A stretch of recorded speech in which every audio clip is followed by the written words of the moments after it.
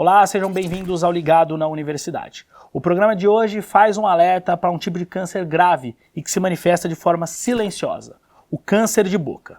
Aproveitando que novembro é o mês de conscientização para essa doença, vamos falar sobre primeiros sinais, fatores de risco, cura e principalmente prevenção do câncer de boca. E para nos explicar melhor sobre tudo isso, estamos aqui com o professor da FOB, Paulo Sérgio da Silva Santos, que é livre docente em estomatologia, aqui pela FOB mesmo, e estuda o câncer bucal há anos. Professor, primeiro, muito obrigado pela participação do senhor aqui conosco hoje. Mais uma vez, o senhor já é da casa. Muito obrigado pelo convite, é um prazer estar aqui falando de um tema tão importante na semana que é oficial do Brasil, né, do governo, é institucional, a Semana de Prevenção do Câncer Bucal. Professor, a gente está aqui que tem um centro que trata com pacientes com câncer bucal, né? Então a gente acredita que é algo incidente. É isso mesmo ou a gente está errado por conta dessa percepção? A gente tem uma percepção errada por conta da frequência de pacientes que a gente vê aqui? Pode dar uma sensação de que, como nós somos um centro de referência, parece que acontece mais. Mas nós estamos aqui e a FOB tem uma parceria com o Hospital Estadual de Bauru, que é referência para a DRS6, que é daqui da região, para a oncologia. E a quantidade de casos não para de chegar, lá e aqui. Então não é só essa falsa impressão, não. Não é uma câncer falsa incidente impressão. mesmo. É um câncer incidente realmente e infelizmente, porque é um câncer, eu chamo que é um dos cânceres cruéis, né? Por que cruéis, professor? Porque a sobrevida, bem, primeiro que o diagnóstico é precoce e não acontece com frequência. Então, quando se faz o diagnóstico do câncer de boca, já está em estágios avançados, é muito comum. Por isso que se fala que é silencioso, um câncer silencioso. Ele é silencioso. E aí, como já está em casos avançados, a chance de cura é baixa, reduz muito.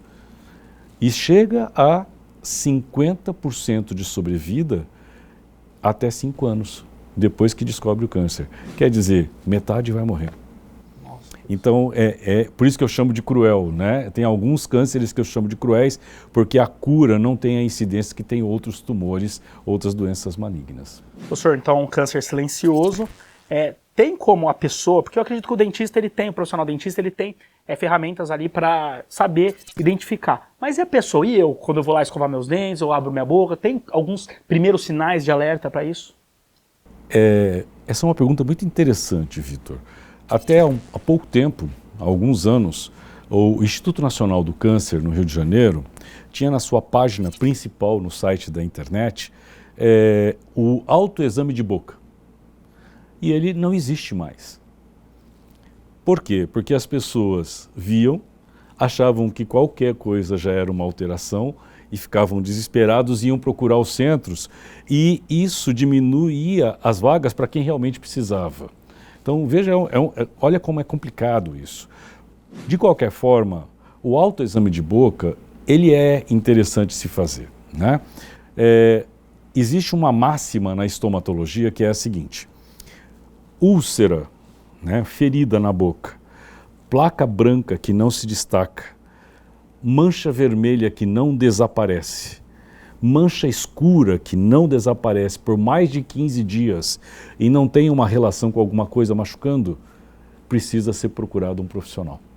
Então, essa é uma máxima que se toda a população que vai na frente do espelho e olha ou sente uma alteração, um carocinho, uma ferida e não consegue saber o porquê ela está ali e ela dura mais de 15 dias, um profissional de saúde, o cirurgião dentista é o mais comum para isso, ele deve ser procurado. Não que o médico também não possa, e aí existe o otorrinolaringologista que atende também isso, o cirurgião de cabeça e pescoço, né? E às vezes até a dermatologia pode fazer isso, mas o mais frequente é o cirurgião dentista com a área de estomatologia. O cirurgião dentista, ele está preparado, professor? Ele na graduação, ele sai preparado para saber identificar ali? Porque às vezes você vai fazer um tratamento, qualquer outra coisa, foca naquele dente, mas o cirurgião dentista ele sai preparado. De uma maneira geral, não estou falando aqui da FOB, Sim, porque aqui tem a disciplina do senhor é até meio suspeito de falar. Mas o cirurgião, de uma maneira geral, ele sai preparado para isso? Toda a faculdade de odontologia no Brasil tem uma disciplina de estomatologia que ensina critérios de normalidade dentro da boca e o que pode ser anormal. Certo. E como examinar a boca. Só que leva tempo. E nós percebemos isso, inclusive aqui na nossa faculdade, que ele aprende isso no quinto período, mas quando chega no 8º período, ele se preocupa com outras coisas de técnicas e esquece de como fazer o básico. Porque são disciplinas que acontecem e depois ele não utiliza e eles se formam com as disciplinas clínicas finais sem ter essa preocupação. Pontuais, né? Algumas coisas pontuais. Mas que todos aprendem em todo o Brasil. Eu não tenho dúvida disso, que toda escola de odontologia ensina o padrão de normalidade, como examinar a boca para diagnosticar, afastar a possibilidade ou fazer um diagnóstico precoce de doença maligna na boca. Porque isso perpassa todas as especialidades, né? O cara pode ser ortodontista, odontopediatra, isso ele vai lá para colocar um aparelho dentário, se ele verificar, ele tem condições de verificar, né, professor? E aí nós temos até algumas situações que, na minha visão, são situações que marcam bem essa condição. Nos últimos 5 anos, nós recebemos 2 casos aqui na faculdade, um que estava colocando o final já da prótese sobre o implante, depois dos implantes colocados, e tinha um câncer de lábio, ele estava colocando a prótese. Quer dizer, o dentista estava preocupado em fazer a prótese e não deu atenção para o câncer. E no outro caso, uma paciente que tinha uma lesão em língua, que era um carcinoma, e estava passando uma pomada, esperando para colocar um aparelho ortodôntico, e era um câncer de boca. Então, veja, nós ensinamos isso, que independente da área de atuação de especialidade do profissional de odontologia, ele não está cuidando de um dente ou de uma boca, ele está cuidando de uma pessoa. Então, o diagnóstico é pensar na pessoa.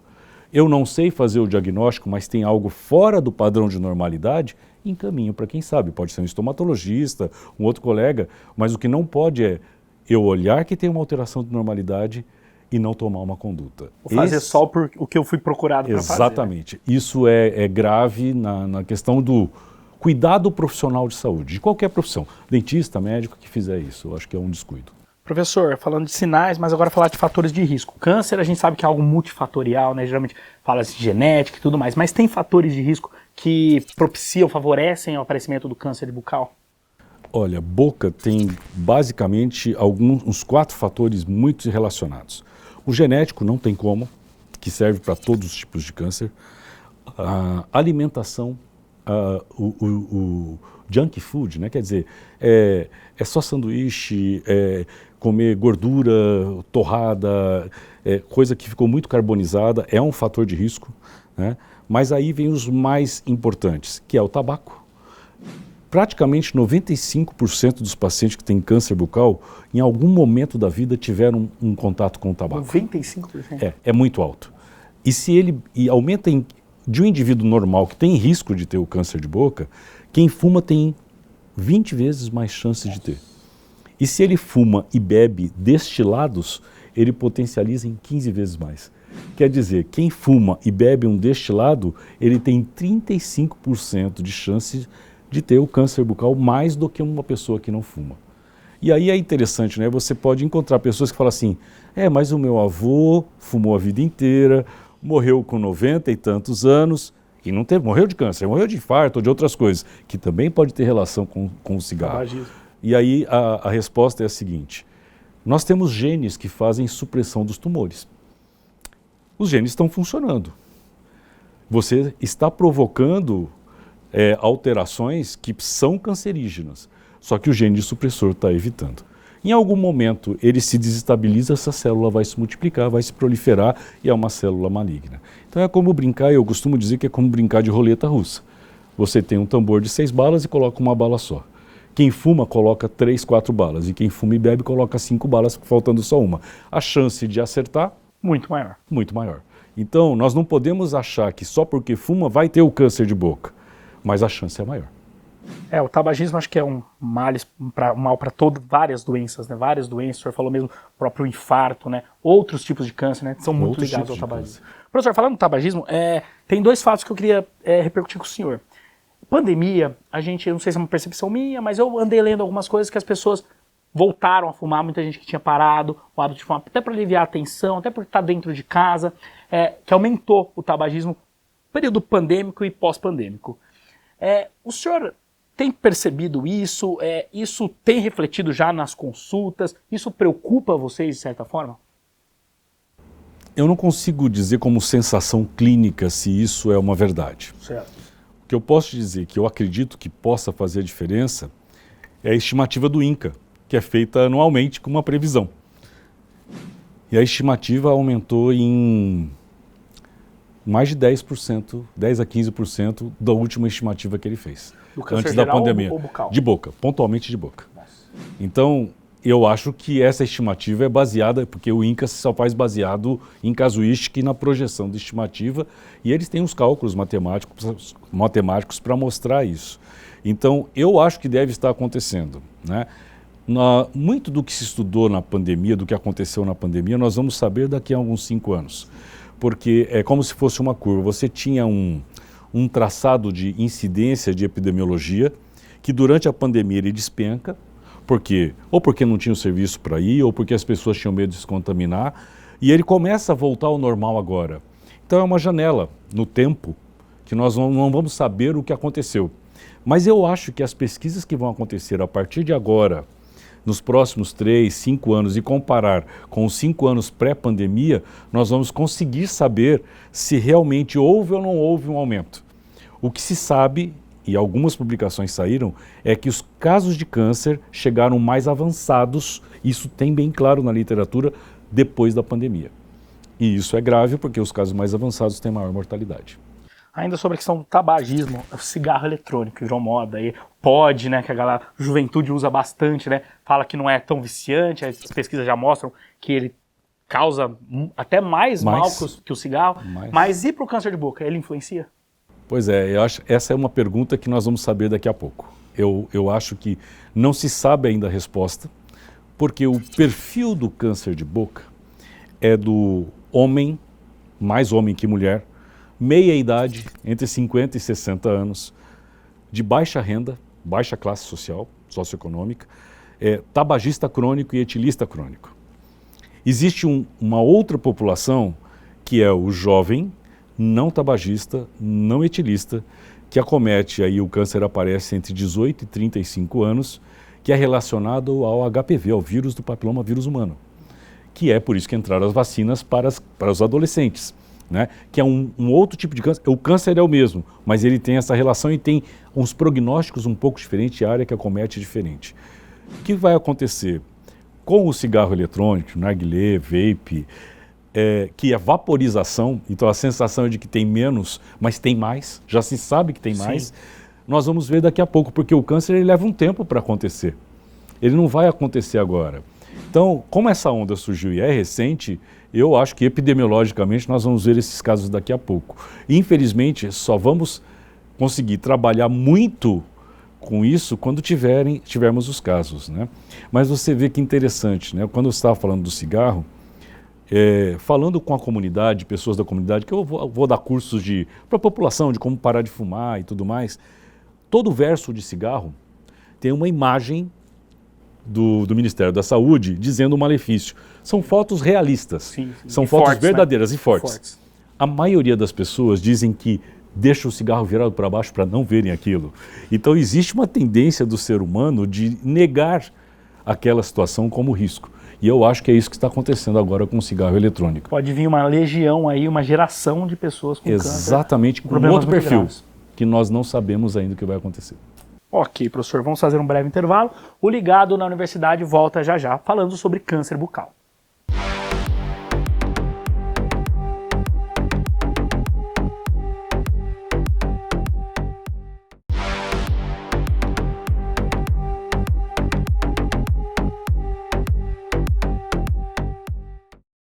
Estamos de volta com o Ligado na Universidade, recebendo aqui hoje o professor Paulo Santos, que é professor aqui da FOB, docente aqui da FOB, da área de estomatologia, para falar sobre câncer bucal.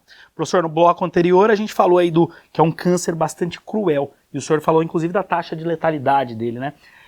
Mas além disso, professor, as pessoas que sobrevivem a esse câncer também podem ter sequelas graves, né?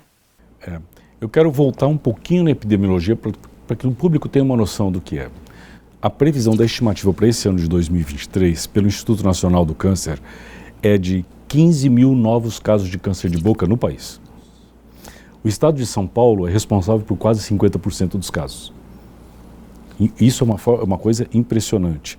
E quando você vai na faixa de população relacionado por 100 mil habitantes, a previsão é de que um pouco mais de 10 em 100 mil habitantes tenha câncer de boca esse ano e quase 4 mulheres em 100 mil tenha câncer de boca esse ano.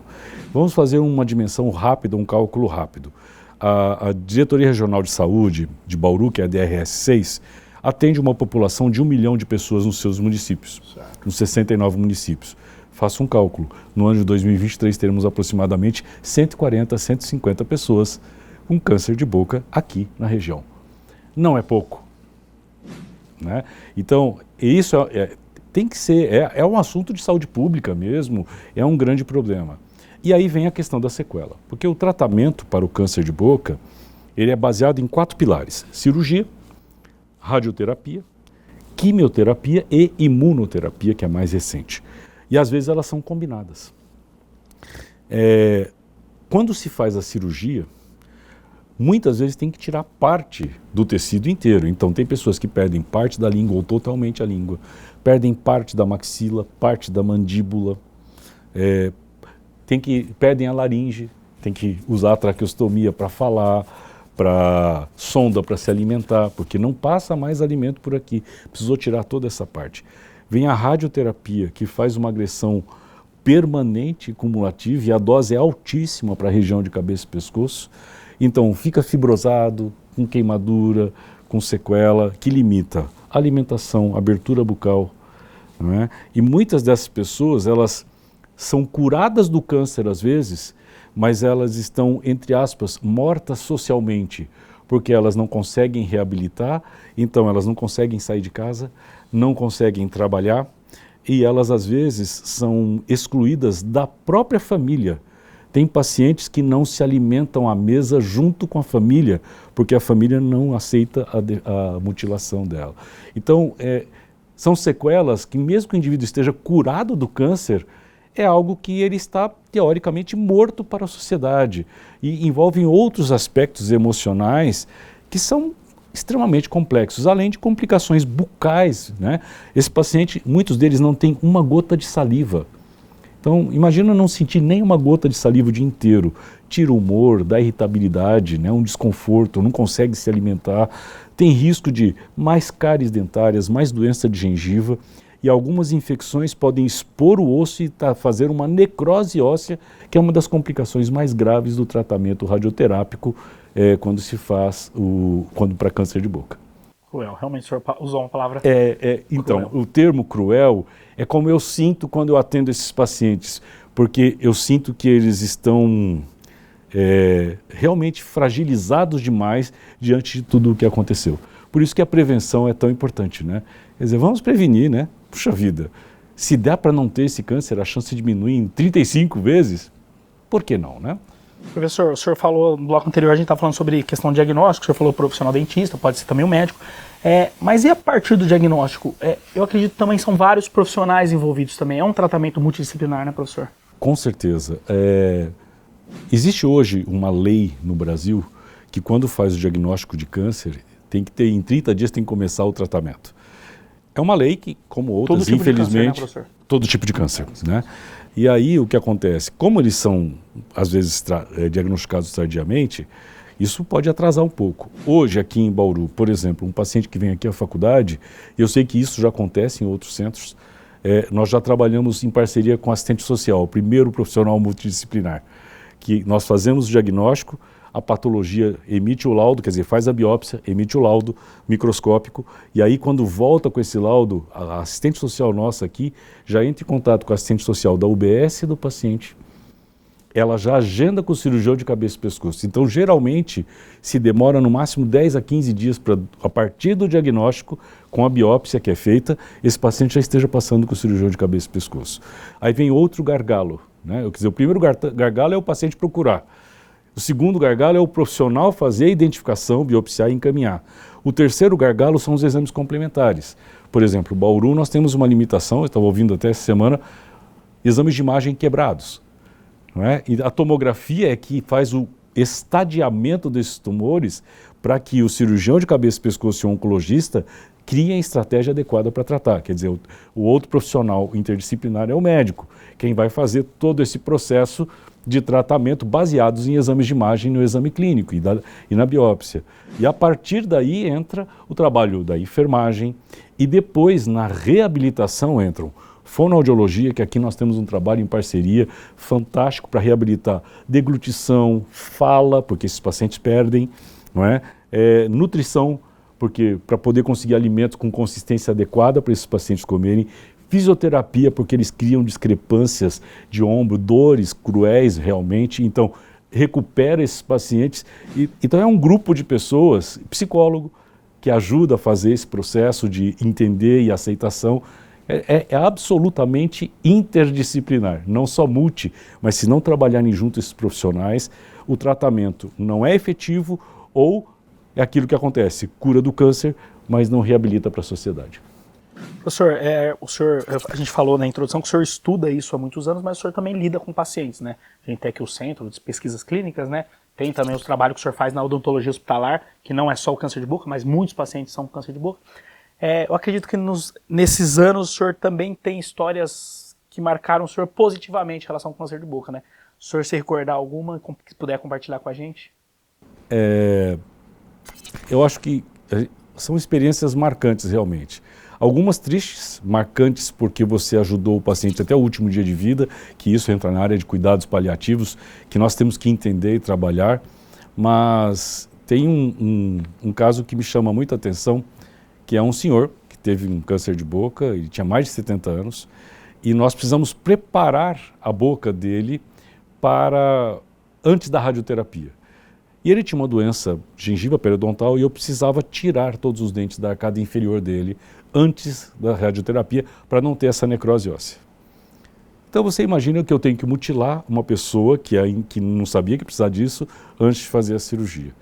E ele não quis fazer a cirurgia, só fez a radioterapia. Ele disse, eu já vivi o que eu tinha que viver. Se eu morrer, eu prefiro morrer com a língua. E ele foi curado do câncer. Com a radioterapia? Com a radioterapia, né? Fez quimioterapia, mas foi curado do câncer. E aí ele voltou para ser reabilitado aqui no Centro de Pesquisa Clínica. E ele voltou para ser reabilitado e tem cuidados especiais para reabilitar depois da radioterapia. Não é de qualquer jeito, não é do jeito convencional que a odontologia explica, tem que ser especial.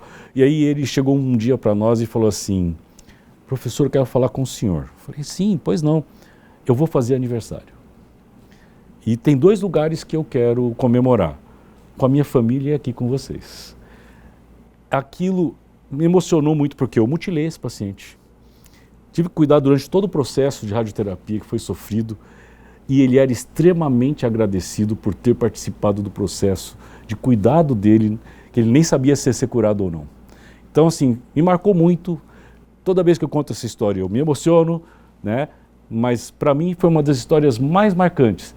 E ele ainda frequenta o nosso Centro de Pesquisa Clínica, isso já tem mais de 10 anos. Então é um caso de cura e um caso da participação da odontologia em todo o processo de tratamento do câncer. Então é gratificante poder fazer isso, ajudar o paciente e devolver para a sociedade. Isso é realmente muito legal. Professor, para a gente finalizar, já que novembro é esse mês aí que fala sobre esse tema, mas muito focado na conscientização, acho que é um dos pontos principais, né? Queria que o senhor mandasse uma mensagem nesse sentido, de conscientizar as pessoas mesmo. Eu digo que a minha área é uma área que eu digo que eu não quero ver você como paciente, porque se eu ver você como paciente, se não for uma lesão benigna, pode ser uma lesão maligna. E para eu não ver você como paciente, não que eu não quero que você venha à faculdade, até venha nos visitar aqui, mas não fume, não beba, não use os cigarros eletrônicos, faça uma visita no seu dentista, faça a visita a um estomatologista, que é quem sabe, é uma especialidade da odontologia, não é estômago, estomatologista é boca, tá? É uma especialidade de um profissional que sabe examinar a boca à procura de uma lesão maligna, pelo menos a cada 6 meses ou no máximo a cada 1 ano, e alimentação saudável, hábitos saudáveis. Eu acho que isso é o segredo para não passar por essa condição que eu chamei de cruel, que é o câncer bucal. E dessa forma a vida vai ser melhor e você evita um grande problema, que é um problema social e que tem uma consequência muito ruim. Professor, queria mais uma vez agradecer a presença do senhor aqui conosco. Muito obrigado, Vitor, pela oportunidade de trazer essa informação para a população, para os colegas profissionais, porque eu acho que é dessa forma, disseminando esse conhecimento, que nós vamos em algum momento reduzir essa condição. Obrigado, professor. O Ligado na Universidade de hoje fica por aqui. Esperamos que tenham gostado, se informado e até a nossa próxima edição.